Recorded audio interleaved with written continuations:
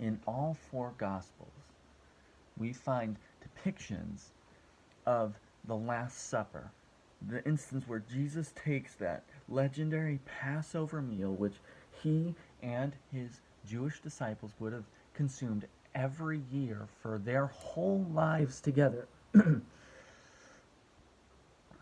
He takes that and he gives it a new meaning. And now we can refer to it as communion or the Last Supper, right? Well, in Luke's version, something really interesting happens. He gives it, do this in remembrance of me.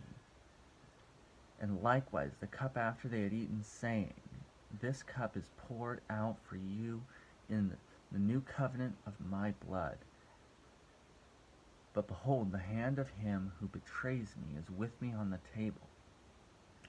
For the Son of Man goes as it has been determined, but woe to that man by whom he is betrayed.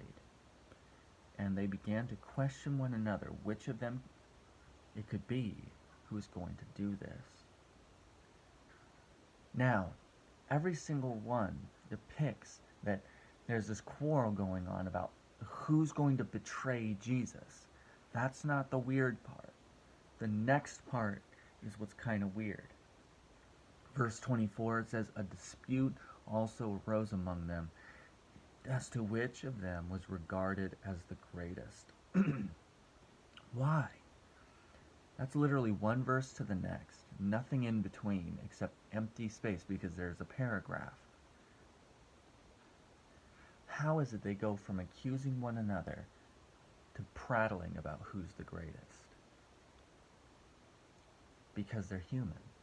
They went from first gear, Jesus, talking about the solemn meal that they've gone over since they were small children, to accusing one another of being backstabbers, to no, but I'm the greatest, and then immediately followed by Jesus teaching them again.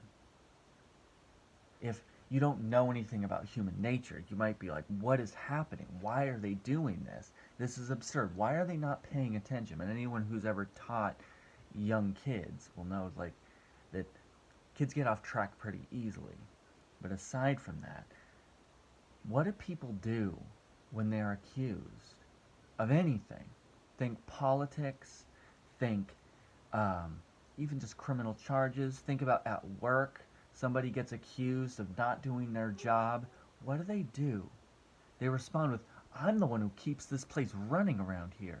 I'm the one who actually does his job. I'm the one that's actually straight up. You must be the other guy. Right? That's immediately where everyone retreats into pride. Puff up, power up, show off how great I believe that I am. So of course, after being accused by every single person at the table, them making this accusation against one another at the table, immediately they would all begin, I'm the greatest here. Are you kidding me? Peter's like, you know what? I'm the oldest.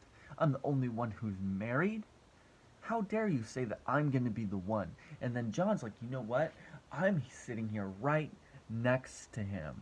Clearly, I'm the greatest. How dare I even try to betray him? That's absurd. Right? They immediately start going into their credentials. Things that they had talked about past.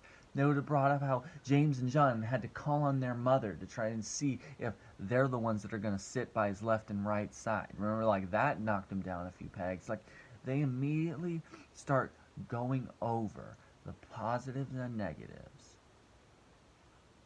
the highlights and lowlights of the film of the last 3 years, traveling and ministering alongside Jesus. They probably would have brought up how Judas gets rebuked for wanting to sell the perfume, and Jesus is like, no, they're going to repeat this for the rest of the generations. And then when the two disciples couldn't cast the demon out of the boy, or they're going to talk about how James and John are like, you know what, let's call down fire on, and like just all of that, and they'll be like, man, they would have immediately started airing out every single article of dirty laundry between them. But Jesus says, listen, no, hold on. kings of the Gentile exercise lordship over them, and those in authority over them are called benefactors. But not so with you. Rather, let the greatest among you become as the youngest, and the leader as the one who serves. For who is greater, the one who reclines at the table, or the one who serves? And is it not the one who reclines at the table? But I am among you, and I am the one who served. They're saying, like, listen, you're debating who's the greatest when I'm the greatest, and I, as the greatest, have made the decision to serve you. Thus, the greatest among you will choose to also be the servant.